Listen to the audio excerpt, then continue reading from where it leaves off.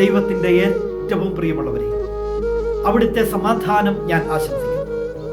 ഇന്ന് കർത്താവ് നമുക്ക് നൽകുന്ന ദൂത് സങ്കീർത്തനങ്ങൾ 105:43.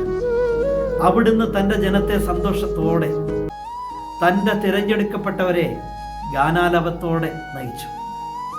ദൈവം അങ്ങനെയാ നയിച്ചത്, സന്തോഷത്തോടെ, സംഗീതത്തോടെ. അവിടെ കണ്ണുനീരിനും വിലാപത്തിനുമൊന്നും ഒരു സ്ഥാനവുമില്ലായിരുന്നു. ആഹ്ലാദത്തോടു കൂടിയ അവർ കടന്നുപോയത്. ദൈവം അങ്ങനെ അവരെ നയിച്ചു, സന്തോഷത്തോടെ, ഗാനാലാപത്തോടെ.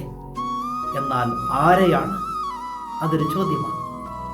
തൻ്റെ ജനത്തെ, തൻ്റെ തെരഞ്ഞെടുക്കപ്പെട്ടവരെ. അതിൽ നമ്മൾ ഉൾപ്പെടുന്നുണ്ടോ? അതൊരു ചോദ്യമല്ലേ? ആഗ്രഹിക്കാം ദൈവത്തിൻ്റെ സ്വന്തമായിരിക്കാൻ, ദൈവത്തിൻ്റെ തെരഞ്ഞെടുക്കപ്പെട്ട മക്കളോടൊപ്പമായിരിക്കാൻ. എങ്കിൽ പിന്നെ അങ്ങോട്ട് പോകുന്നത് സന്തോഷത്തോടെയായിരിക്കും, ഗാനാലാപത്തോടെയായിരിക്കും. അതിന് കരുണാമയനായ ദൈവം നമ്മെ എല്ലാവരെയും സമൃദ്ധിയായി അനുഗ്രഹിക്കും.